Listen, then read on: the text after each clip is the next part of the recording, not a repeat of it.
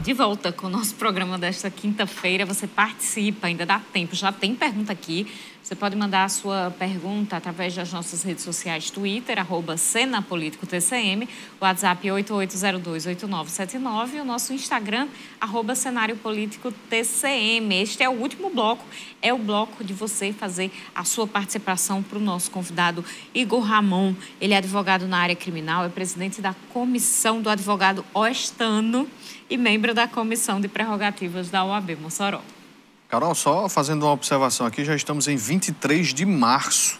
O mês de março está passando acelerado, diferente de janeiro. O mês de março já está lá na frente, viu? Só tem mais esta e a próxima semana, e aí já finda, já vem abril e assim se segue. Já está na hora de pensar até no lookinho do Pingo da Meio-Dia. Tem muita gente já neste clima, né? E por falar no tempo correndo, já passou um mês, viu? A greve dos professores do município completa hoje um mês de duração para marcar o movimento da categoria. Hoje foi realizada uma carreata pelas ruas da cidade e reforçou a promessa de intensificar a luta. Vestidos de uma só cor, os professores protestaram na Avenida Presidente Dutra durante carreata pelas principais ruas do centro de Mossoró. A categoria luta pelo cumprimento do reajuste anual referente ao piso nacional do magistério por parte da prefeitura. O movimento eu resumo numa palavra: resistência e resiliência. Porque nós sabemos que estamos lutando pelo que é nosso, que é justo. O prefeito tenta invisibilizar a greve, não reconhece que o piso, o percentual tem que ser aplicado na carreira, que é uma conquista dos professores de Mossoró desde 2009, desde o ano passado que ele tenta tirar esse direito. Nesta quinta-feira, o movimento completa exatamente um mês, com adesão de um pouco mais de 80% da categoria dos professores efetivos.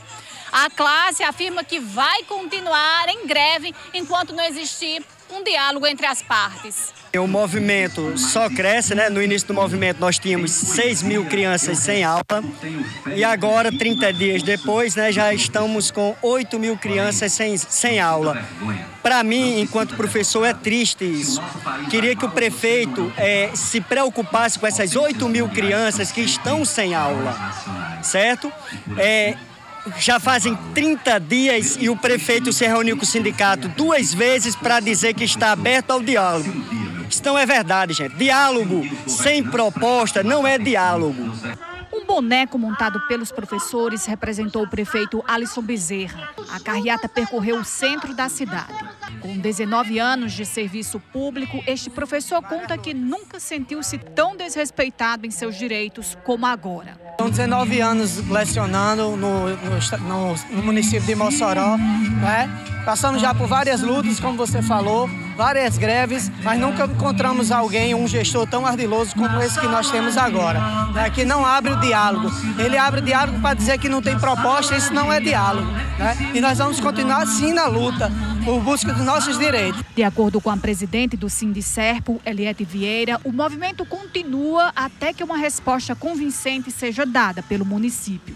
Os professores estão abertos ao diálogo. Agora, um diálogo que venha com resolutividade, que traga uma proposta que garanta o nosso direito. Estamos abertos ao diálogo. Agora, indiferença e desrespeito, a gente responde. Para cada ação contra nós, o prefeito terá uma reação. Tá aí. Olha, vocês prestaram atenção no boneco? Você viu, Vanuf, na reportagem, o boneco? Olha, como a gente falou ontem, né? Tá aí. Não sei se vocês se lembram que na gestão de Rosalba Ciarline também tinha uma boneca que representava a então prefeita Rosalba Ciarline. Sempre que o sindicato estava em algum movimento grevista, estava em algum período de reivindicações, a boneca desfilava. Agora aí é o Judas, né? O boneco Judas representando em alusão ao prefeito Alisson Bezerra. Minha gente... O que ele está segurando aí, Carol, esse boneco? Ele não está segurando, não. Ele está fazendo um soquinho. Ah, é o soquinho. Está fazendo um soquinho que soquinho o prefeito sempre faz nas fotos, com a camisa que ele sempre usa, azul, o chapéuzinho, e tem aí alguns toques que foram dados pelo sindicato, né? A faixa aí nominando ele de Judalisson e o narizinho aí do Pinóquio, viu, minha gente? Pelo amor de Deus. E ainda estão chamando de prefake nas redes sociais, Vanúvio. A movimentação é essa. Agora, se a questão também não for resolvida com outras categorias, porque tem saúde aí também, reivindicação, tem os servidores gerais, e como o Vanúvio disse, o tempo está passando, é capaz de ele desfilar no Ping da Meio-Dia, porque já aconteceu o desfile também da boneca Rosa de Hiroshima em pleno Ping da Meio-Dia. Então, acho que o prefeito vai agora tentar abrir, acelerar uma negociação, acalmar os servidores, porque realmente chama atenção para o que está acontecendo. Carol, essa carreata por onde passou chamou a atenção, né? A criatividade aí dos servidores em fazer esta mobilização com o boneco movimenta de todos os lados, tanto ali nas vias quanto também nas redes sociais, né? Muito tem se falado, se mostrado aí sobre este boneco e muitos concordam, outros discordam, mas o fato é que a greve, ela está tomando um rumo, Carol, agora neste momento, né, de um mês de desgaste ao executivo moçoroense. O prefeito Alisson Bezerra foi, por várias vezes na reportagem e por onde o servidor ele consegue se expressar, cobrado. O prefeito está sendo cobrado por uma proposta.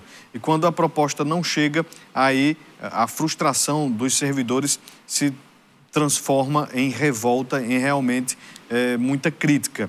E, Carol, muito já se fala, inclusive, disso que está acontecendo agora, neste momento, né, em Mossoró, pode se refletir nas eleições do ano que vem. O fato que o prefeito já consegue alimentar as suas bases, se estruturar para o processo eleitoral, mas, como ele mesmo sabe, né, lá de 2020, qualquer fato pode virar a chave ali para quem quer que seja o adversário. Então, é o momento de Alisson sentar e, como disse ali, o servidor apresentar alguma proposta.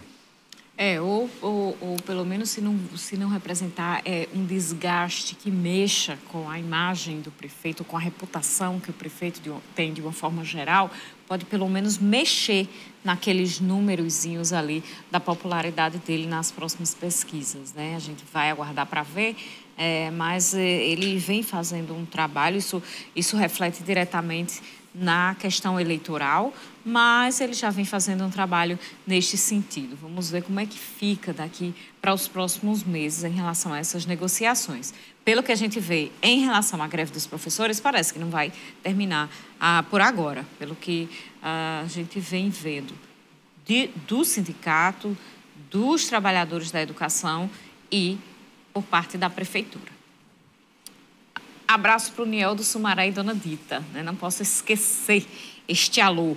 A João da UPA do BH, a Célia também, encontrei a Célia hoje. Um abraço para você lá dos Três Vinténs, viu, Vanúvio? Então, muito obrigada pela audiência de todos vocês. A gente tem aqui o Bento Carlos, ele fez uma pergunta, vamos ver se encaixa aqui na nossa conversa. Ele gostaria de saber se há algum projeto da OAB voltado à saúde mental da população quanto a essa onda de ataques, tendo em vista que danifica a saúde das pessoas. Pergunta se vai ter um projeto. E se não da população, eu acrescento, pelo menos, em relação ao advogado, existe projeto nesse sentido? Carol, gostei da pergunta e até se torna uma boa ideia, né, para que a gente possa futuramente tentar levar a efeito, tentar aplicar, certo? A OAB teve um projeto na gestão passada, através da Comissão de Segurança Pública, para trabalhar a saúde mental do agente de segurança pública. Foi até uma parceria com a Faculdade Católica do RN e a Comissão de Segurança Pública Estadual, né, da seccional, ao que me parece, está levando adiante também esse projeto. Mas é até interessante a gente levar isso aí. Eu acredito que o presidente Emerson deve estar nos assistindo ou vai nos assistir. É até bom a gente levar isso também para que a OAB um dia realize, né? Porque a gente fica com marcas, né? Tudo que passa em nossa vida deixa marcas. A pandemia deixou marcas, a violência deixa marcas também. Então, é interessante que se trabalhe isso dentro dessa perspectiva. Gostei da pergunta. Doutor Igor, em relação àquilo que a gente estava conversando sobre os direitos a serem concedidos, a situação dos presídios, existe aí uma balança que a gente precisa entender, a população tem muita dificuldade de entender, principalmente porque se trata de questão de direitos humanos para pessoas que cometeram crimes. Mas qual é a diferença entre as exigências que a gente vem vendo na imprensa, que estão sendo feitas pelas famílias dos presos, pelos presos, entre os direitos que são previstos em lei e regalias? Isso. Boa pergunta, Carol. A primeira coisa que a gente precisa perceber é que a pessoa privada de liberdade, ela não está privada de direitos, ela só está privada de um direito, que é o direito de ir e vir. Mas o restante dos direitos, se o preso quiser estudar, ele pode ter oportunidade, né, dependendo do regime de cumprimento da pena.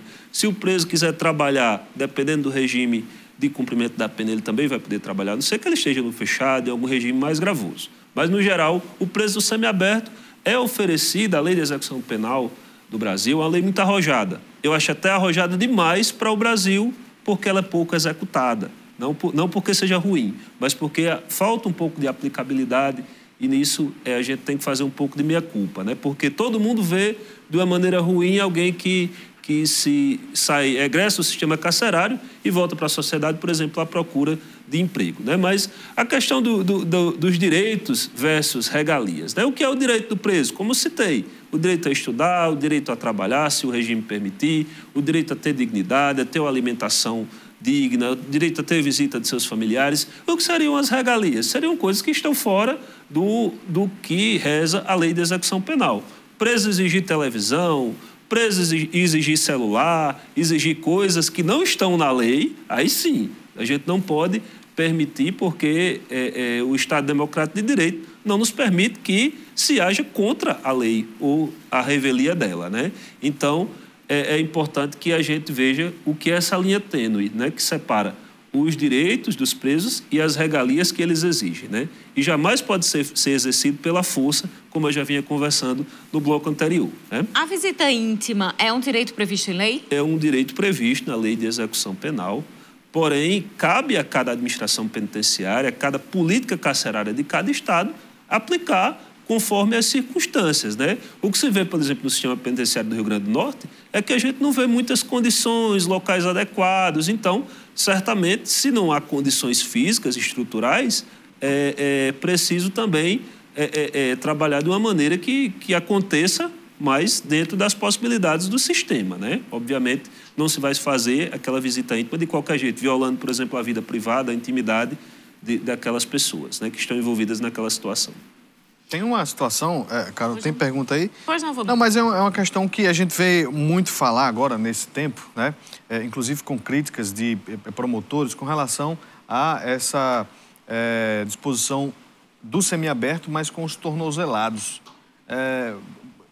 Existe aí, destes que cumprem esta pena, né, realmente algo de perigoso para estas pessoas? Ou? Isso, olha, essa pergunta é muito pertinente, né? Porque antes, o preso no regime semiaberto, aqui em Mossoró, ele dormia na antiga colônia agrícola Mário Negócio, que começou como uma colônia agrícola, não sei se é da lembrança de vocês.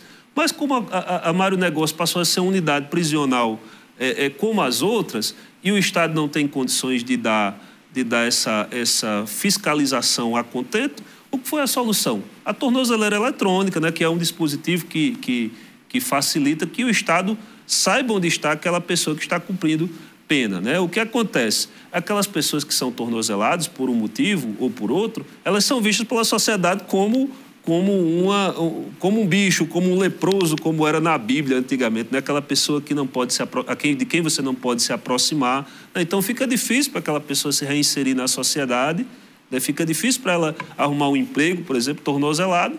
E qual é o movimento de volta? Voltar para o crime. Infelizmente, o caminho daquela pessoa que está sob vigilância do Estado não é muito confortável para o futuro, mas porque é uma falha também do Estado e não dá perspectiva, né? Se o Estado não dá perspectiva, eu digo o Estado, a União, o Estado, o município não dá perspectiva, o crime há de dar em algum momento, né? É uma triste realidade nós precisamos ter consciência dela. Olha, quero ler aqui a mensagem da Graça do Nova Betânia, faz parte do movimento grevista, sou resistência, luto por nossa valorização, abre aspas, Judalisson, fecha aspas. Precisa entender que o Mossoró Cidade de Educação vai morrer caso não inclua nosso reajuste, conforme a carreira nesse projeto. A gente tem aqui também, já tem mães se organizando para fazer abaixo-assinado, cobrando ao prefeito o final da greve. A gente vê uma diferença aí, uma mudança em relação a esse comportamento. Bento Carlos, não temos mais tempo. Muito obrigada a todo mundo aí que está participando com a gente. Ainda tem gente aqui ligando para mim, não dá certo mais. Doutor Igor Ramon, muito obrigada pelos esclarecimentos no programa de hoje. Obrigado, Carol. Obrigado, Vonúvia. Obrigado o espaço que a TCM HD, Grupo TCM Telecom, sempre dá ao AB e aos advogados. Seja sempre bem-vindo. A você de casa, boa noite. Até amanhã. Uma ótima noite para você e até amanhã.